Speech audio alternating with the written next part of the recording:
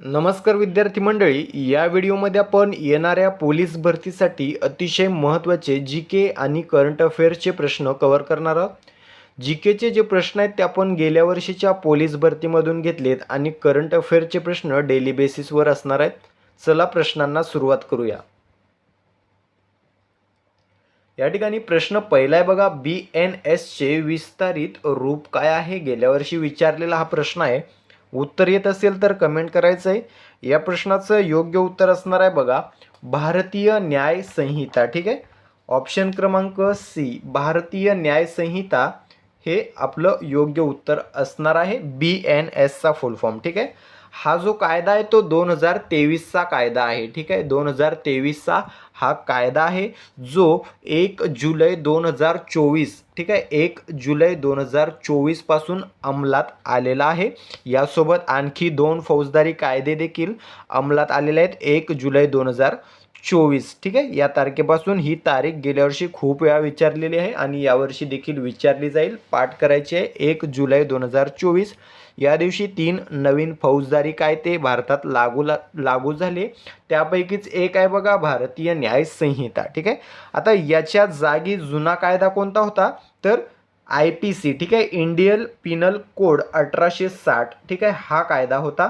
याला रिप्लेस करून भारतीय न्याय संहिता हा नवीन कायदा लागू झालेला आहे 2023चा. ठीक आहे, याची अंमलबजावणी 2024 मध्ये झालेली आहे 1 जुलै रोजी.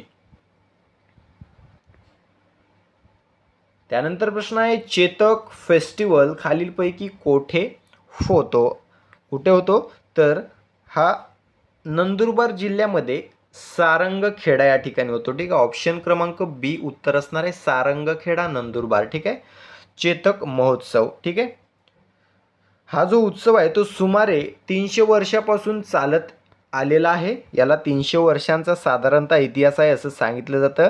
यामध्ये घोड्यांचं प्रदर्शन होतं. या ठिकाणी घोड्यांची खरेदी विक्री देखील होते.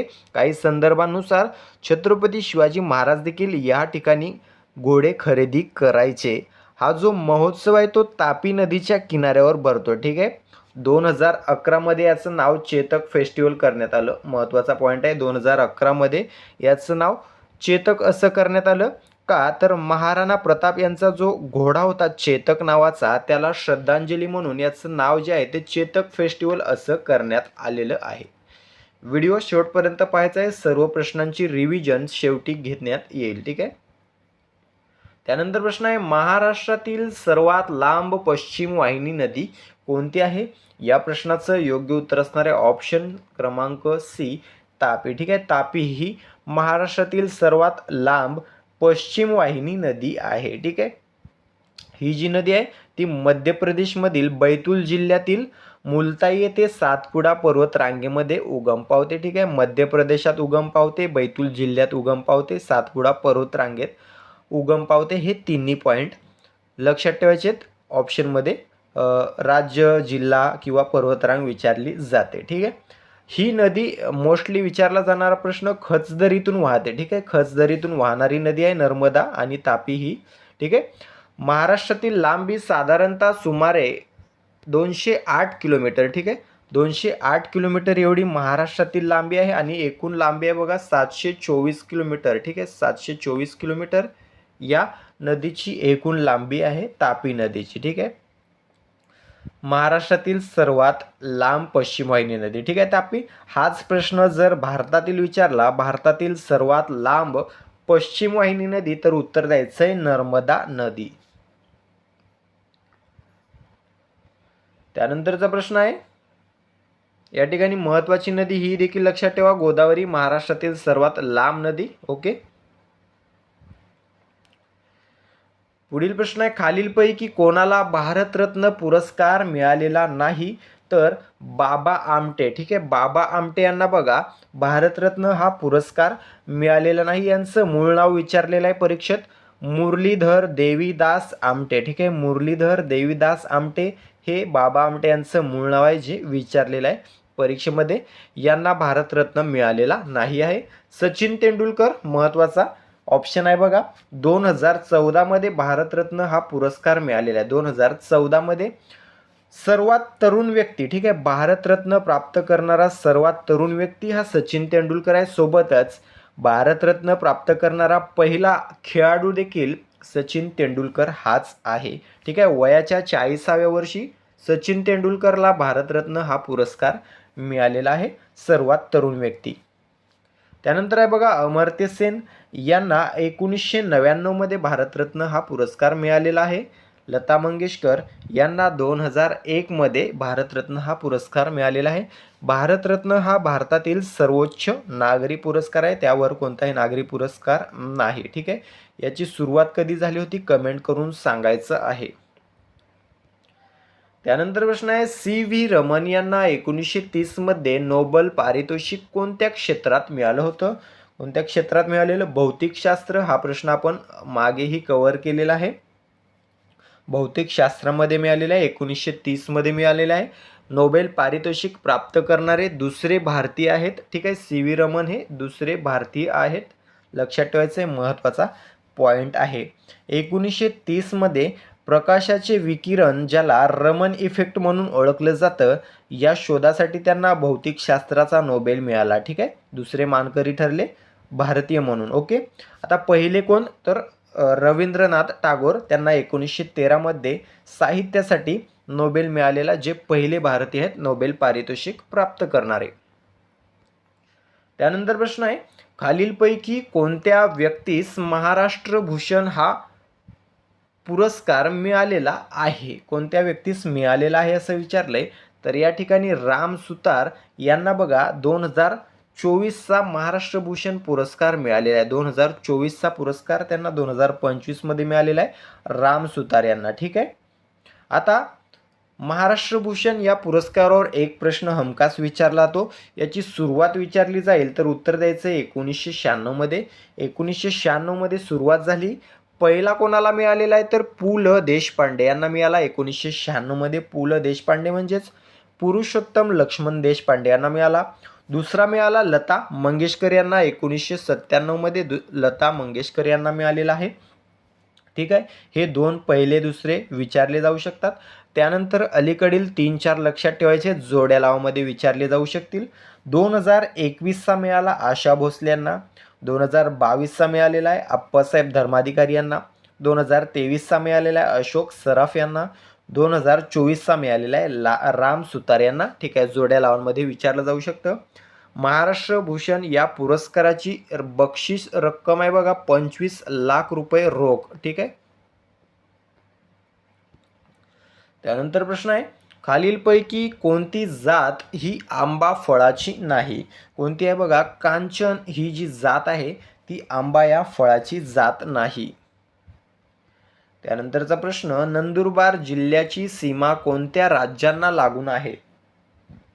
कोणत्या राज्यांना लागून आहे, तर गुजरात आणि मध्य प्रदेश. ठीक आहे, मध्य प्रदेश आणि गुजरात या दोन राज्यांना नंदुरबार या जिल्ह्याची सीमा लागलेली आहे.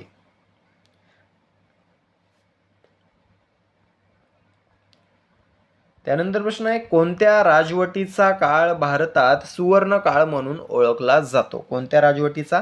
गुप्त. ठीक आहे, गुप्त राजवटीचा जो काळ आहे तो भारतात सुवर्ण काळ म्हणून ओळखला जातो. गुप्त साम्राज्याचा संस्थापक कोण, मला कमेंट करून सांगायचं आहे. त्यानंतर प्रश्न आहे, कांस्य हा डॅश डॅश धातूंचा मिश्र धातू आहे.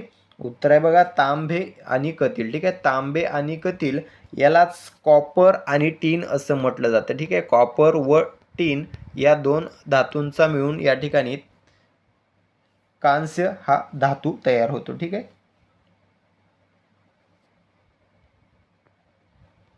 त्यानंतर प्रश्न आहे, वायफायचा फुल फॉर्म काय आहे?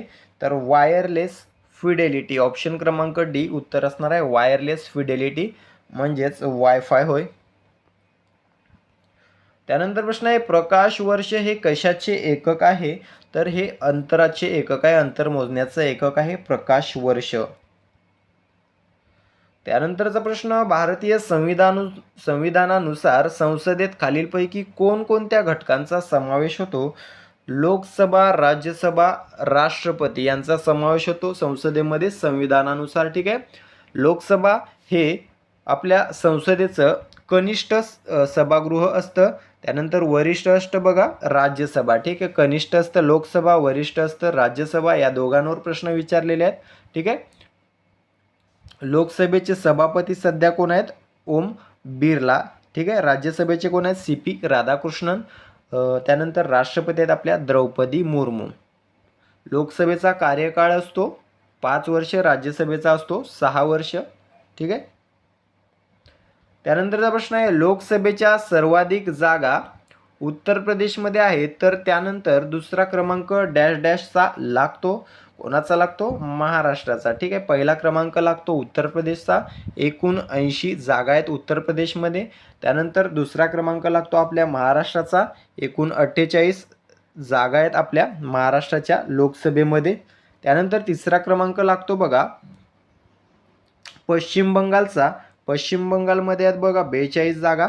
त्यानंतर क्रमांक लागतो बिहारचा, बिहारमध्ये 40 जागा.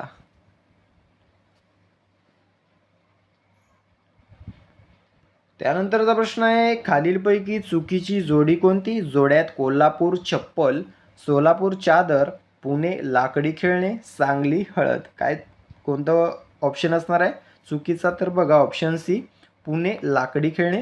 कारण लाकडी खेळण्यांसाठी प्रसिद्ध जे शहर आहे ते सावंतवाडी आहे सिंधुदुर्गमध्ये. ठीक आहे, सिंधुदुर्गामधील सावंतवाडी हे ठिकाण जे आहे ते लाकडी खेळण्यांसाठी प्रसिद्ध आहे आणि हा प्रश्न देखील खूप वेळेला विचारलेला आहे.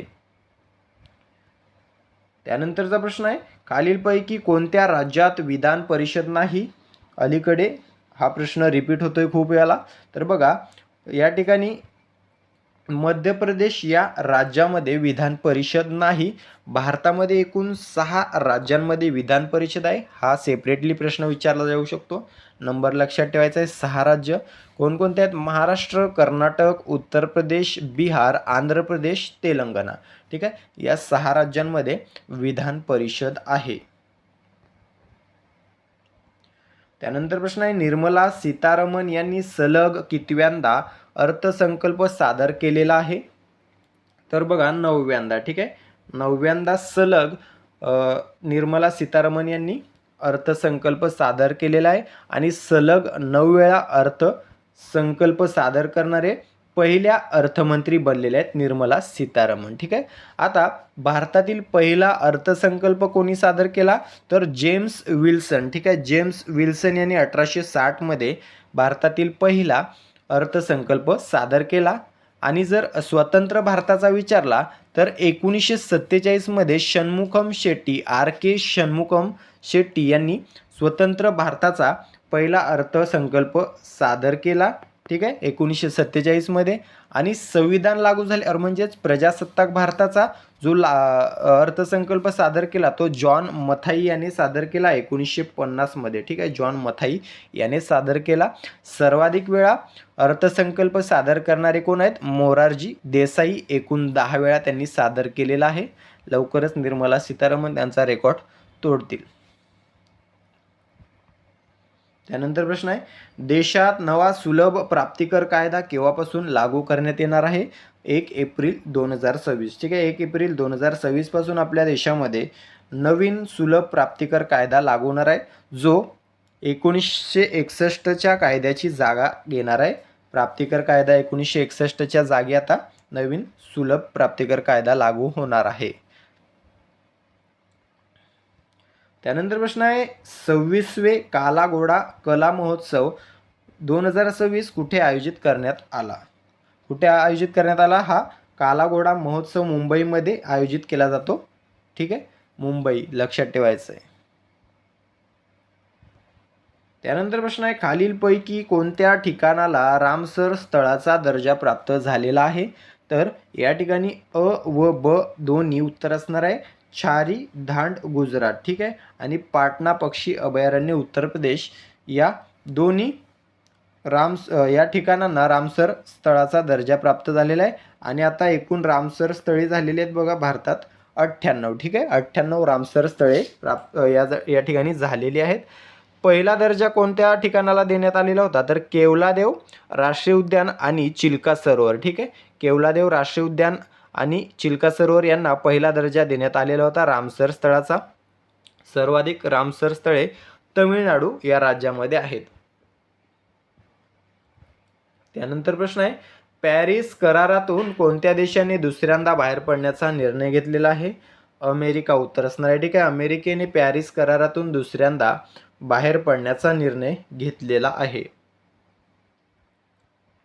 त्यानंतर एकेरी 500 सामने जिंकणारी पहिली भारतीय महिला शटलर कोण बनलेली आहे? पी.व्ही. सिंधू. ठीक आहे, पी.व्ही. सिंधू उत्तर असणार आहे. एकेरीत 500 सामने जिंकणारी पहिली भारतीय महिला शटलर बनलेली आहे. पी.व्ही. सिंधू ही बॅडमिंटन या खेळाशी संबंधित आहे. त्यानंतर प्रश्न आहे, 39वा सूरजकुंड आंतरराष्ट्रीय शिल्प महोत्सव 2026चं आयोजन कोठे करण्यात आलेलं आहे? तर फरीदाबाद हरियाणा या ठिकाणी. ठीक आहे, फरीदाबाद हरियाणा या ठिकाणी 39व्या सूरजकुंड आंतरराष्ट्रीय शिल्प महोत्सवाचं आयोजन करण्यात आलेलं आहे. पुढील प्रश्न आहे, भारतीय तटरक्षक दल दिवस कोणत्या दिवशी साजरा करण्यात आला? तर 1 फेब्रुवारीला भारतीय तटरक्षक दिन साजरा केला जातो दरवर्षी. ठीक आहे, भारतीय तटरक्षक दलाचे प्रमुख कोण आहेत? परमेश शिवमणी. ठीक आहे, परमेश शिवमणी हे सध्या प्रमुख आहेत. 50वा वर्धापन दिन साजरा करण्यात आला 1 फेब्रुवारीला. ठीक आहे, अशा प्रकारे मित्रांनो 24 प्रश्न आणि फॅक्ट पकडून जवळपास 50+ प्रश्न आपण या ठिकाणी तुमचे कव्हर करून घेतलेले आहेत, जे पोलीस भरतीच्या दृष्टिकोनातून अतिशय महत्त्वाचे आहेत. आता या सर्व प्रश्नांची रिव्हिजन घेऊया, जी तुमची या प्रश्नांवरील परीक्षा असणार आहे, जी पूर्ण करून तुम्हाला किती गुण मिळाले ते कमेंट करून सांगायचे. चला रिव्हिजनला सुरुवात करूया. प्रश्न पहिला आहे बघा, BNS चे विस्तारित रूप काय आहे? योग्य उत्तर असणार आहे ऑप्शन सी, भारतीय न्याय संहिता. त्यानंतर प्रश्न असणार आहे, चेतक फेस्टिवल खालीलपैकी कोठे होतो? योग्य उत्तर असणार आहे ऑप्शन क्रमांक बी, सारंगखेडा नंदुरबार. त्यानंतर प्रश्न आहे, महाराष्ट्रातील सर्वात लांब पश्चिम वाहिनी नदी कोणती आहे? योग्य उत्तर असणार आहे ऑप्शन क्रमांक सी, तापी. त्यानंतर प्रश्न आहे, खालीलपैकी कोणाला भारतरत्न पुरस्कार मिळालेला नाही? योग्य उत्तर असणार आहे ऑप्शन क्रमांक बी, बाबा आमटे. त्यानंतर प्रश्न आहे, CV रमन यांना 1930 मध्ये नोबेल पारितोषिक कोणत्या क्षेत्रात मिळालेले होते? योग्य उत्तर असणार आहे ऑप्शन क्रमांक ए, भौतिकशास्त्र. त्यानंतर प्रश्न आहे, खालीलपैकी कोणत्या व्यक्तीस महाराष्ट्र भूषण हा पुरस्कार मिळालेला आहे? योग्य उत्तर असणार आहे ऑप्शन क्रमांक सी, राम सुतार. त्यानंतर प्रश्न आहे, खालीलपैकी कोणती जात ही आंबा फळाची नाही? योग्य उत्तर असणार आहे ऑप्शन क्रमांक ए, कांचन. त्यानंतर प्रश्न आहे, नंदुरबार जिल्ह्याची सीमा कोणत्या राज्यांना लागून आहे? योग्य उत्तर असणार आहे ऑप्शन क्रमांक बी, मध्य प्रदेश आणि गुजरात. त्यानंतर प्रश्न आहे, कोणत्या राजवटीचा काळ भारतात सुवर्णकाळ म्हणून ओळखला जातो? योग्य उत्तर आहे ऑप्शन क्रमांक सी, गुप्त. त्यानंतर कांस्य हा डॅश डॅश धातूंचा मिश्र धातू आहे. योग्य उत्तर आहे ऑप्शन क्रमांक सी, तांबे व कथील. त्यानंतर प्रश्न आहे, वायफायचा फुल फॉर्म काय आहे? योग्य उत्तर असणार आहे ऑप्शन क्रमांक डी, वायरलेस फिडेलिटी. त्यानंतर प्रकाश वर्ष हे कशाचे एकक आहे? योग्य उत्तर असणार आहे ऑप्शन क्रमांक सी, अंतर. त्यानंतर प्रश्न आहे, भारतीय संविधानानुसार संसदेत खालीलपैकी कोणकोणत्या घटकांचा समावेश होतो? योग्य उत्तर आहे ऑप्शन क्रमांक डी, लोकसभा, राज्यसभा, राष्ट्रपती. त्यानंतर प्रश्न आहे, लोकसभेच्या सर्वाधिक जागा उत्तर प्रदेशमध्ये आहेत, तर त्यानंतर दुसरा क्रमांक डॅश डॅश लागतो. योग्य उत्तर असणार आहे ऑप्शन क्रमांक ए, महाराष्ट्राचा. त्यानंतर प्रश्न आहे, खालीलपैकी चुकीची जोडी कोणती? योग्य उत्तर असणार आहे ऑप्शन क्रमांक सी, पुणे लाकडी खेळणे. त्यानंतर प्रश्न आहे, खालीलपैकी कोणत्या राज्यात विधान परिषद नाही? योग्य उत्तर असणार आहे ऑप्शन क्रमांक ए, मध्य प्रदेश. त्यानंतर प्रश्न आहे, निर्मला सीतारामन यांनी सलग कितव्यांदा अर्थसंकल्प सादर केला आहे? योग्य उत्तर आहे ऑप्शन क्रमांक सी, 9व्यांदा. त्यानंतर प्रश्न आहे, देशात नवा सुलभ प्राप्तिकर कायदा केव्हापासून लागू करण्यात येणार आहे? योग्य उत्तर आहे ऑप्शन क्रमांक सी, 1 एप्रिल 2026. त्यानंतर 26वा कालाघोडा कला महोत्सव 2026 कुठे आयोजित करण्यात आला? योग्य उत्तर असणार आहे ऑप्शन ए, मुंबई, महाराष्ट्र. त्यानंतर प्रश्न आहे, खालीलपैकी कोणत्या ठिकाणाला रामसर स्थळाचा दर्जा प्राप्त झाला आहे?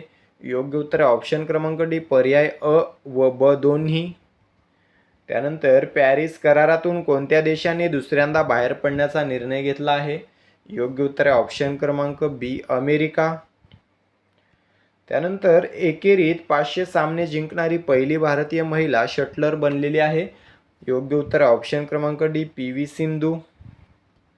त्यानंतर 39वा सूरजकुंड आंतरराष्ट्रीय शिल्प महोत्सव 2026चं आयोजन कोठे करण्यात आलेलं आहे? योग्य उत्तर ऑप्शन क्रमांक बी फरीदाबाद हरियाणा. शेवटचा प्रश्न आहे भारतीय तटरक्षक दल दिवस कोणत्या दिवशी साजरा करण्यात आला? योग्य उत्तर आहे ऑप्शन क्रमांक सी 1 फेब्रुवारी. अशा प्रकारे आपण 24 प्रश्नांची रिव्हिजन कम परीक्षा या ठिकाणी पूर्ण केलेली आहे. किती गुण मिळालेले आहेत तुम्हाला कमेंट करून सांगायचं आहे.